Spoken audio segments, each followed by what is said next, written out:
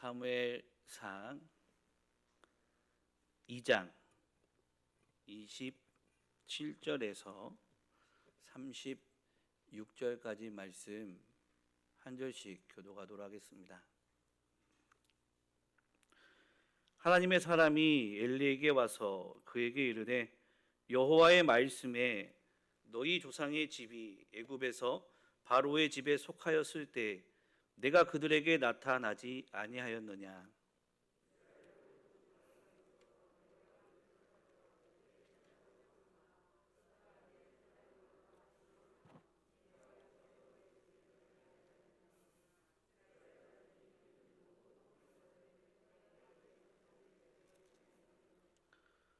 너희는 어찌하여 내가 내 초소에서 명령한 내 재물과 예물을 밟으며 내 아들들을 나보다 더 중히 여겨 내 백성 이스라엘이 드리는 가장 좋은 것으로 너희들을 살찌게 하느냐.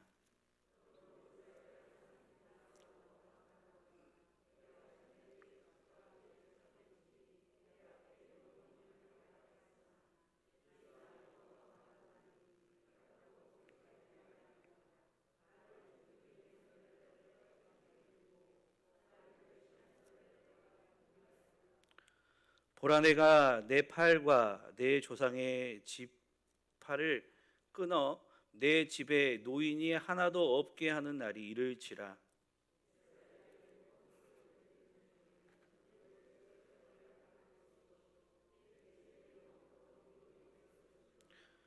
내 제단에서 내가 끊어버리지 아니할 내 사람이 내 눈을 쇠잔하게 하고 내 마음을 슬프게 할 것이요 내 집에서 출산되는 모든 자가 젊어서 죽으리라.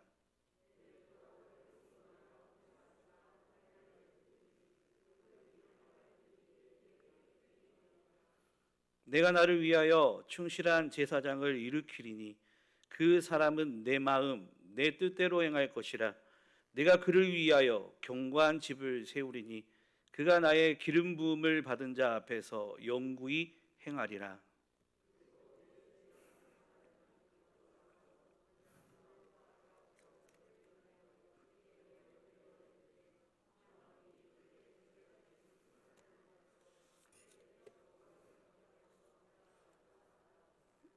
아멘.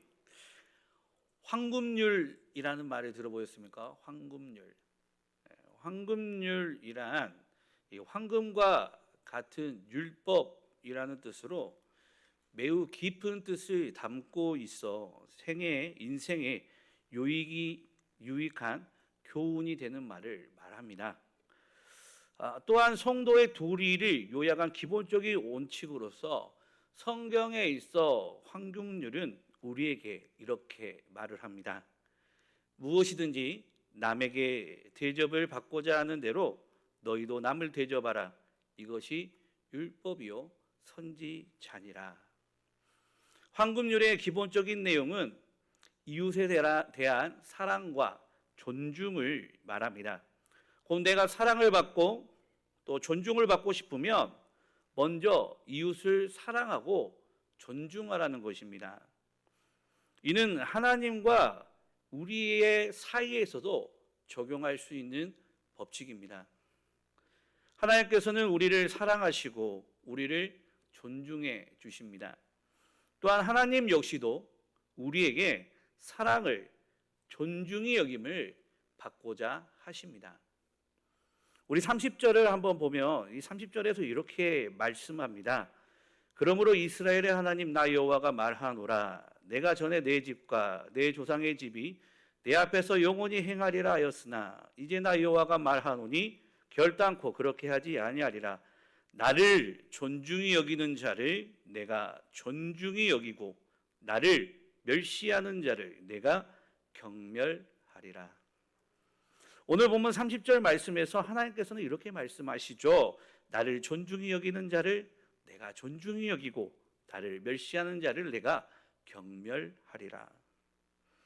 그렇다면 사무엘상 2장 속에서 하나님을 존중히 여기는 자는 누구이며 하나님을 멸시하는 자는 누구입니까? 사무엘상 2장은 전체가 두 부분으로 크게 나뉘게 됩니다. 전반부에는 한나의 노래가 나오고요. 후반부에는 사무엘과 엘리의 두 아들에 대한 이야기가 전개됩니다. 한나의 노래는 시 형식으로 되어 있기 때문에 함축적인 내용들이 많이 있습니다. 오늘 우리는 이 후반부의 내용에 집중하고자 합니다. 후반부의 주된 골격은 두 가지 이야기로 형성되어 있습니다.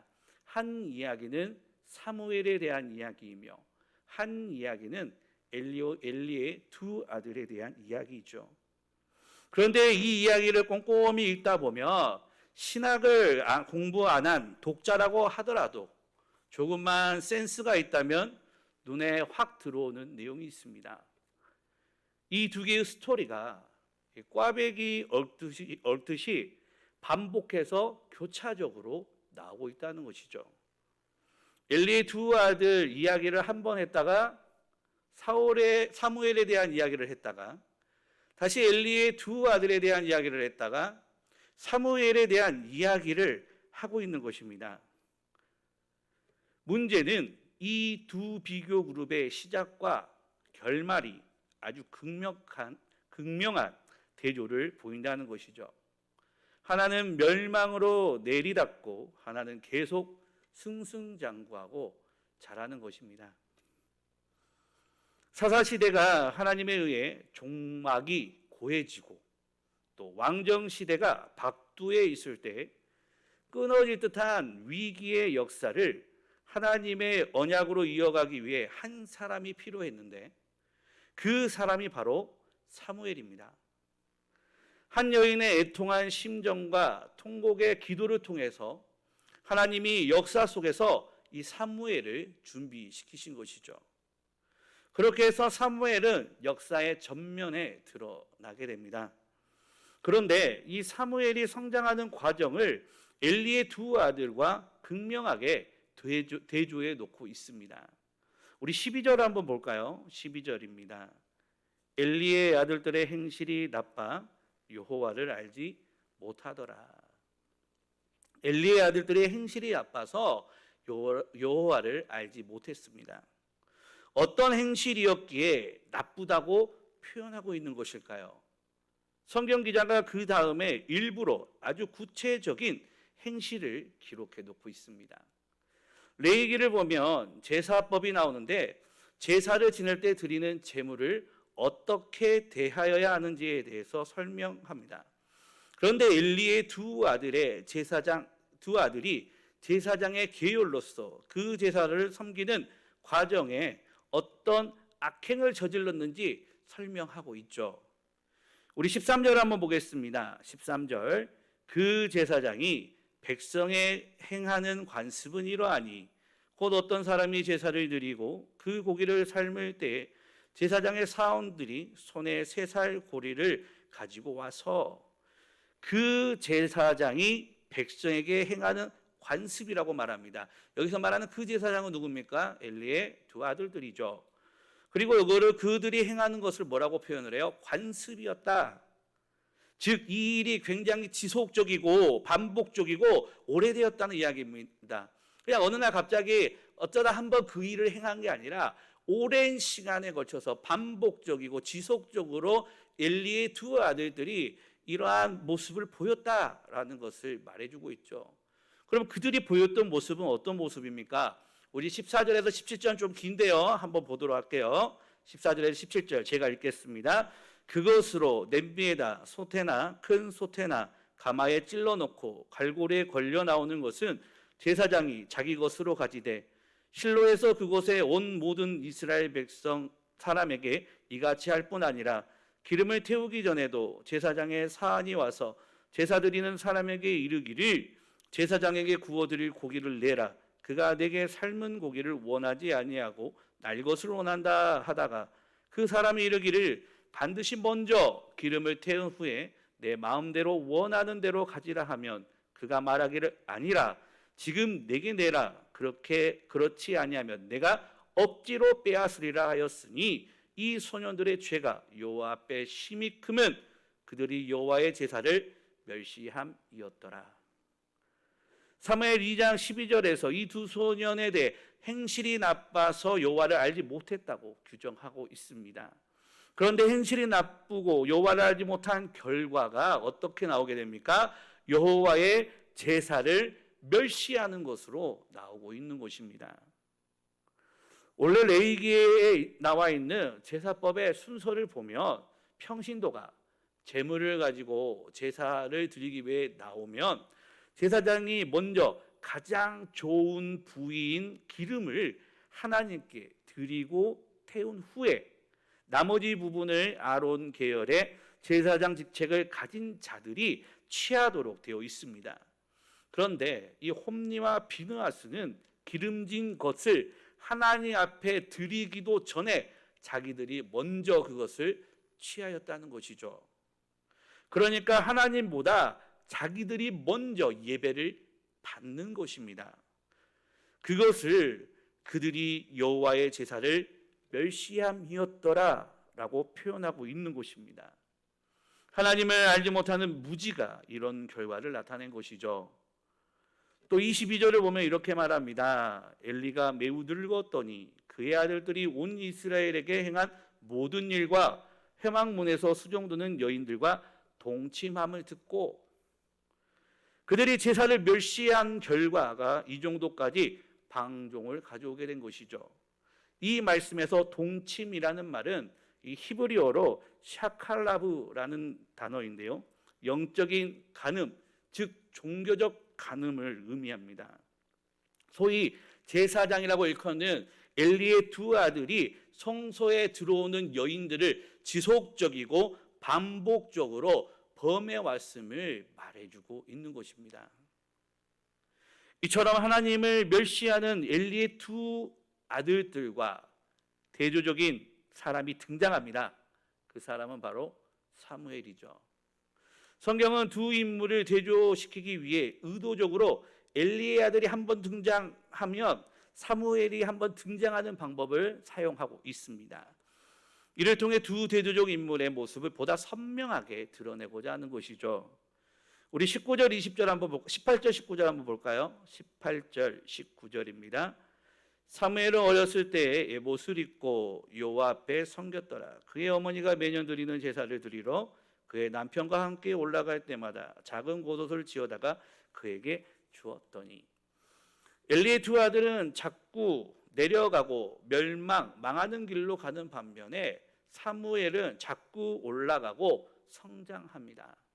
세마포 에봇은 물론 제사장이 입는 옷이지만 제사장이 입어야 하는 옷이지만 하나님의 말씀을 학습하거나 가르치는 숙련자들에게도 이 옷을 입히게 됩니다. 어릴 때부터 사무엘은 하나님의 말씀을 듣고 읽고 배우고 전하는 데 철저히 훈련받으면서 성장하고 있음을 그가 입는 의복을 통해서 우리는 알 수 있는 것이죠. 사무엘은 어릴 때부터 세마포 옷을 입고 하나님 앞에서 하나님 말씀으로 차곡차곡 자라나게 됩니다. 21절을 한번 보도록 하겠습니다. 21절입니다. 여호와께서 한나를 돌보시사 그로 하여금 임신하여 세 아들과 두 딸을 낳게 하셨고 아이 사무엘은 여호와 앞에서 자라니라.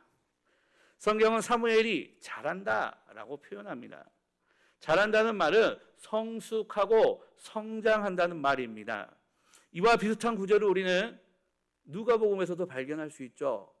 누가복음의 2장 52절에 보면 이렇게 말합니다.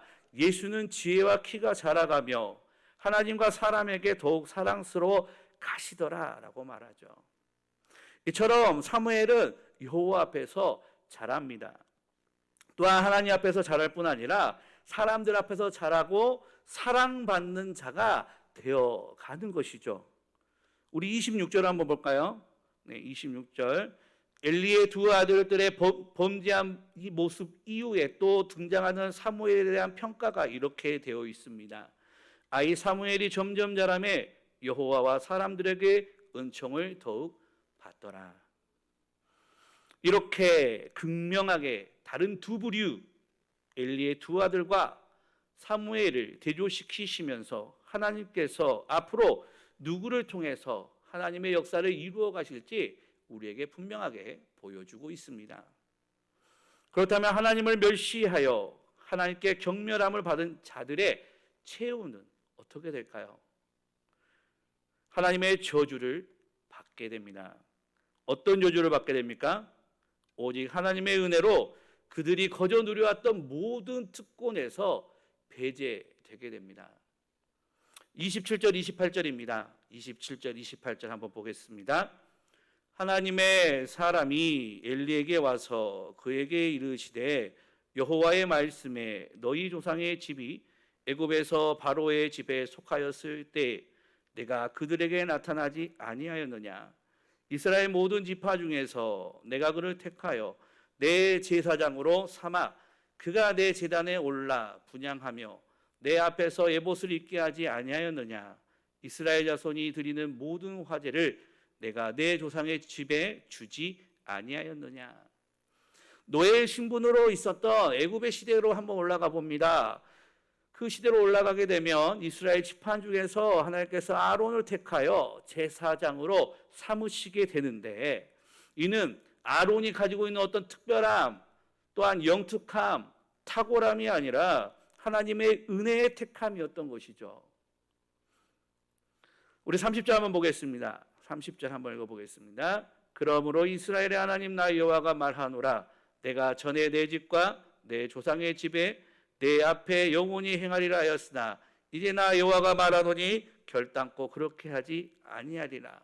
이들이 이러한 그들의 어떠한 노력과 또한 특별함과 그들의 어떤 실력으로 그 은혜를 받은 게 아니었던 그들인데, 그것들을 범죄함으로 인하여서 하나님의 은혜로 택함받은 제사장의 이 특권을 잃어버리게 되는 것입니다. 또한 가문의 후손이 끊기는 저주를 받게 되죠. 31절과 33절에 보면은 이런 표현들이 나옵니다. 노인이 하나도 없게 하는 날이 이를지라. 노인이 없을 것이며 내 집에서 출산되는 모든 자가 젊어서 죽으리라. 이 표현의 의미는 뭘까요? 노인이 없대요. 젊어서 다 죽는데요. 이거는 뭘 말합니까? 가문의 후손이 끊기게 됨을 말하고 있는 것입니다. 정말 두려운 말씀이지 않습니까? 그렇다면 하나님을 존중히 여겨 하나님으로부터 존중이 여김 받은 자, 그는 어떻게 됩니까? 35절에 보면 내가 그를 위하여 견고한 집을 세우리니 그가 나의 기름 부음을 받은 자 앞에서 영구히 행하리라. 곧 그 가문을 견고하게 세우고 기름 부음 받은 자, 곧 앞으로 세워질 이스라엘의 왕 앞에서 제사장의 직분을 수행할 것을 말씀하고 있는 것입니다. 사랑하는 성도 여러분, 엘리의 가문은 하나님께 버림받게 되고 사무엘은 하나님으로부터 쓰임을 받게 됩니다. 엘리 가문은 왜 버림받고 사무엘은 왜 쓰임을 받게 된 것입니까? 엘리의 두 아들은 하나님을 멸시하였고 사무엘은 하나님을 존중히 여겼기 때문입니다. 이는 우리도 마찬가지입니다. 만약 우리가 하나님을 믿고 예수님을 믿는다 하면서 삶으로서 하나님을 멸시한다면 우리 역시도 엘리의 가문과 같이 하나님께 버림받게 될 것이고, 하나님을 존중히 여긴다면 우리도 존중히 여김을 받아 하나님 앞에서 하나님께서 주신 복을 누리며 살아가게 될 것입니다. 회색지대는 없습니다. 이것도 저것도 아닌 어중이 떠중이는 없는 것이죠. 그냥 여기저기 그냥 발 딛고 그냥 하나님 편에서 세상 편에서 있는 건 없는 것입니다. 맞든지 틀리든지 버림받든지 복을 누리며 살든지 어떻게든 되겠지라고 우리는 생각하지만 아닙니다. 어떻게 되는 일은 없습니다. 반드시 우리는 하나님의 심판대 앞에서 하나님의 엄중한 심판의 판결을 받게 될 것입니다. 성도 여러분, 하나님을 존중히 여기는 주의 백성들이 다 되시기 바랍니다. 그리하여 언제나 하나님 앞에서 또 하나님께서 주시는 은혜를 받아 살아가는 주의 백성들이 다 되시기 바랍니다. 그렇다면 하나님을 존중히 여긴다는 것은 어떤 모습으로 나타나게 되는 것일까요? 우리 35절 한번 같이 읽어볼까요? 35절입니다. 내가 나를 위하여 충실한 제사장을 일으키리니 그 사람은 내 마음 내 뜻대로 행할 것이라. 내가 그를 위하여 견고한 집을 세우리니 그가 나의 기름 부음을 받은 자 앞에서 영구히 행하리라. 아멘. 엘리의 두 아들들의 악행으로 인해 하나님께서는 이 엘리 가문을 버리시고 하나님의 일을 온전히 행할 자를 찾아 그를 제사장으로 세우실 것을 말씀합니다. 그리고 엘리 가문을 대신하여 세워질 제사장은 어떤 사람입니까? 내 마음, 내 뜻대로 행할 것이다 라고 말씀하고 있는 것이죠. 이것은 우리에게 무엇을 말해줍니까? 하나님께서는 하나님의 마음, 하나님의 뜻대로 행할 자를 찾고 계시며 하나님의 마음과 뜻대로 행하는 자, 그가 바로 하나님을 존중히 여기는 자임을 우리에게 말씀해주고 있는 것입니다. 가정을 꾸리고 살아가다 보면 종종 하나님과 우리의 관계에 대해서 좀 생각해 볼 일들이 있습니다. 저의 가정 안에서 나름대로의 규칙이 있습니다. 외출하고 들어오면 손을 씻는다는 위생적인 부분, 식사하기 전에 먼저 기도하는 신앙적인 부분, 또 쓰레기는 쓰레기통에 버리고 사용한 물건들은 제자리에 놓는 생활 부분 등 다양한 가정 안에서 다양한 부분에 대한 나름의 규칙을 가지고 아이들과 함께 살아갑니다. 제 자녀가 규칙을 이해할 수 없을 정도로 어렸을 때는 이 아이가 규칙을 어겨도 쓰레기를 막 여기저기 버리고 자기 마음대로 이렇게 할지라도 거기에 대해서 막 화가 나거나 또 거기에 대해서 혼내지 않습니다. 이해하지도 못하는 이 아이를 너 왜 그거 안 했어라고 혼내서 무슨 유익이 있겠습니까? 하지만 이 아이가 자라서 왜 그렇게 해야 하는지, 가정 안에 어떠한 규칙이 있는지, 내가 무엇을 해야 하고 하면 안 되는지 알게 된 후에는 아이가 이 정해놓은 규칙을 어기게 되면 어때요? 마음이 불편해집니다. 왠지 내가 아빠로서 존중받지 못하고 있다라는 생각이 들어서 화가 날 때도 있습니다. 이처럼 불완전한 사람이 세운 규칙에 대해서 또 마음이 일어나신데 완전하신 하나님께서 세우신 뜻과 삶의 법칙, 규칙들을 우리가 어길 때 하나님의 마음이 어떠하시겠습니까? 우리가 하나님의 뜻을 도무지 알지 못하는 갓난아기와 같을 때는 주님께서도 우리의 연약함을 용납하십니다. 하지만 가분수적인 모습을 보인다면, 충분히 육체적으로 자랐지만 영적으로는 여전히 갓난아이와 같다면, 말씀 안에서 성장하지 않고 계속 그 자리에 여전히 머물고 있다면, 오히려 하나님의 말씀과 뜻을 알고 있지만 육체의 정욕을 쫓아 말씀의 불순종으로 하나님을 멸시한다면 하나님께서도 우리를 멸시하시고 경멸하시고 우리를 징계하실 것입니다. 사랑하는 성도 여러분, 사무엘이 하나님의 말씀 안에서 자라나고 믿음 안에서 성숙하여진 것처럼 우리도 하나님을 존중히 여긴다면 하나님의 말씀 안에서 자라가고 성숙해져 가야 합니다. 하지만 우리의 모습을 보면 참 안타까울 때가 많이 있죠. 1년, 5년, 10년, 30년 신앙의 연수가 더해질수록 더욱 힘써 하나님의 마음을 가지고 하나님의 뜻대로 행하여야 하지만 어떻게 된 게 갈수록 우리의 삶은 영적으로 곤두박질칩니다. 신앙의 오랜 연수가 하나님을 존중히 여기는 것이 아닙니다. 목사라는 타이틀이, 장로라는 타이틀이, 권사와 집사라는 타이틀이 하나님을 존중히 여기는 것이 아닙니다. 신앙의 연수만큼 성장하고 신앙의 연수만큼 하나님의 말씀에 순종하며 살아가는 것이 하나님을 존중히 여기는 자인 것이죠. 오늘 우리 두 가문을 한번 기억하셨으면 좋겠습니다. 제사장이라는 타이틀을 가졌지만 말씀 안에서 전혀 성장이 없고 오히려 하나님의 말씀에 불순종하며 하나님의 제사를 멸시하였던 엘리 가문의 최후와 비록 어린아이지만 하나님의 말씀 안에서 자라고 성장하며 하나님의 마음, 하나님의 뜻대로 행함으로 하나님께서 견고한 집을 세워주셨던 이 사무엘을 기억하시기 바랍니다. 그리하여 온전한 삶, 믿음의 길, 하나님을 존중히 여김을 통해 하나님께 존중히 여김을 받는 주의 백성들이 다 되시기 바랍니다. 말씀을 마치겠습니다. 우리가 하나님께 존중히 여김을 받으려면 우리 역시 하나님을 존중히 여겨야 합니다.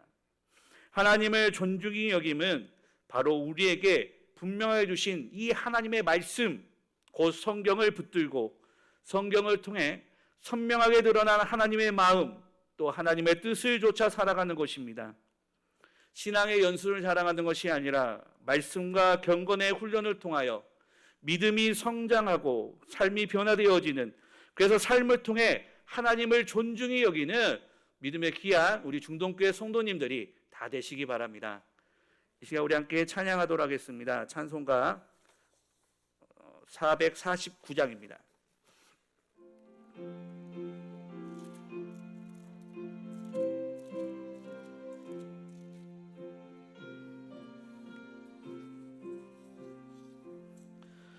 예수 따라